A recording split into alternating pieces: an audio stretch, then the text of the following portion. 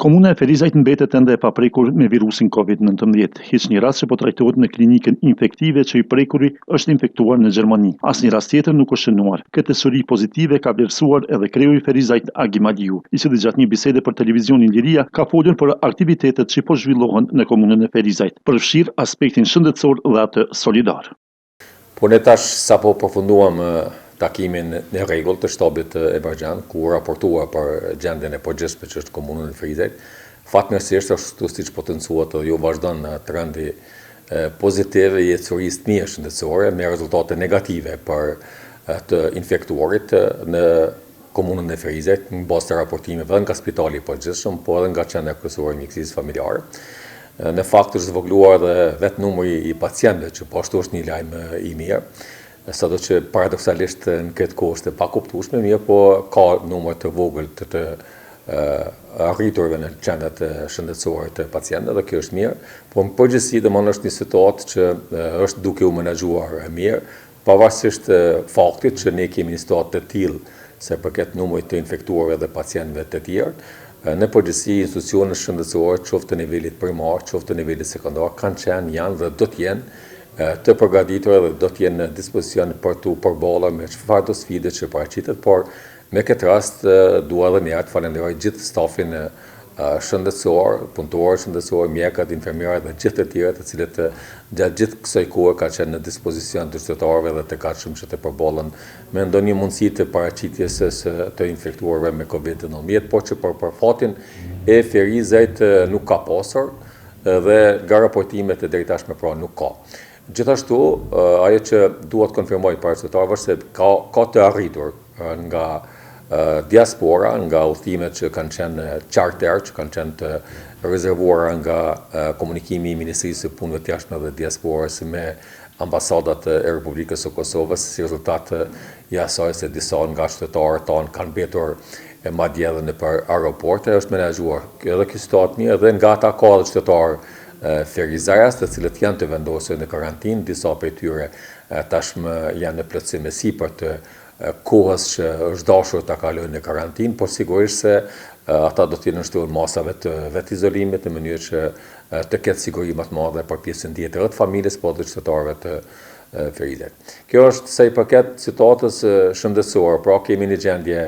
të mirë menaxhuar, kemi një gjendje stabile dhe Ferizaj ende mbetet me 0 pacient me COVID-19, përveç rastin që kemi të importuar nga jashtë dhe që ka qenë dhe mbetet ende në karantinë. Komuna e Ferizajt në këtë situatë po tregohet solidare. Komuna në bashkëpunim me bizneset tashmë ka bërë shpërndarje në gjërave ushqimore, bukës dhe pakove higjienike për familjet skamnore. Kryetari Aliu ka përmendur edhe zbatimin e masave të cilat sipas tij duhet të respektuar. Po ju siç e dini, ne kemi pasur një takim me komunitetin e biznesit dhe nga ai takim ka dalë një varg masash tashmë po i shohin se po prodhojnë efektet e tyre. Gjëja e parë që kemi kërkuar dhe që kemi bërë bashkë është çështja e solidaritetit, respektivisht e grumbullimit të pakove ushqimore, pakove higjienike, mielit edhe çështjeve të tjera që kanë të bëjnë me këtë situatë dhe unë vërtet dua të jem shumë mirënjohës, shumë falënderues dhe madje jam ndier shumë mirë si kryetari i komunës që jam edhe që në kuadër të komunës tonë kemi këtë shpirt dhe këtë komunitet të biznesit që është kaq shumë solidar. Sigurisht ne kemi bërë edhe një postim në faqen e komunës së Ferizajt ku kemi falendëruar gjithë, por asnjëherë nuk është e tepër për që të falenderojmë ata për gjithë këtë kontribut dhe tashmë përfitues të këtyre pakove janë me qindra e me mijëra qytetarë të komunës së Ferizajt, të cilët sigurisht se do të kenë prapë në disponim dhe disponishmëri këtë komunitet të biznesit, sepse ne edhe ashtu kemi bërë një plan që të kemi të ndarë këtë mbështetje në faza. Do të jenë në kjo fazë për 2 javë, ku pakot ushqimore janë ndarë për familjarët në nevojë për 2 javë, mirë për pas 2 javë do të kemi ndarje të re për këta familjarë dhe sigurisht se edhe me këtë rast tani duhet të falenderoj gjithë këtë komunitet të biznesit që e ka mundësuar që të jetë në permanencë dhe në konsistencë afër këtyre qytetarëve. Por kjo është dakordimi i parë që ne kemi bërë me komunitetin e biznesit, që e pakët që ata i vënë në dispozicion të të ndajnë në mënyrë të vazhdueshme dhe që është një ndihmëse e jashtëzakonshme për familjarët. Gjithashtu, ne jemi dakorduar që në mundësitë që kanë dhe ajo që është pjesë e udhëzimit të IKSHP-s, Institutit Kombëtar të Shëndetit Publik, është që të respektohet distanca sociale. Kemi pasur pak vështirësi se përket të respektimit të distancës sociale. Kjo edhe si rezultat i asaj se nuk ishte një orar i përshtatshëm ai që ishte më parë, sa i përket daljes respektivisht furnizimit të qytetarëve me artikuj apo për nevojat që ata kanë pasur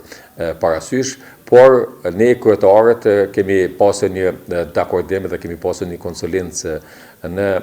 asociacion të komunave dhe kemi bërë një kërkesë të re dhe tashmë është vendim i qeverisë të ndryshoj ky orar, po besoj se ky orar i ri do të ndikojë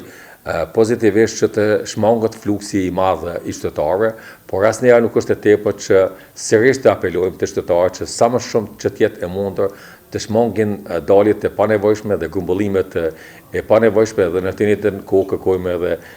reagim më konsistent të policisë së Kosovës në mënyrë që të zbatojë vendimin e qeverisë së Republikës Kosovës dhe që të mos lejojë grumbullimin në sheshe apo në vendet e tjera publike ku qytetarët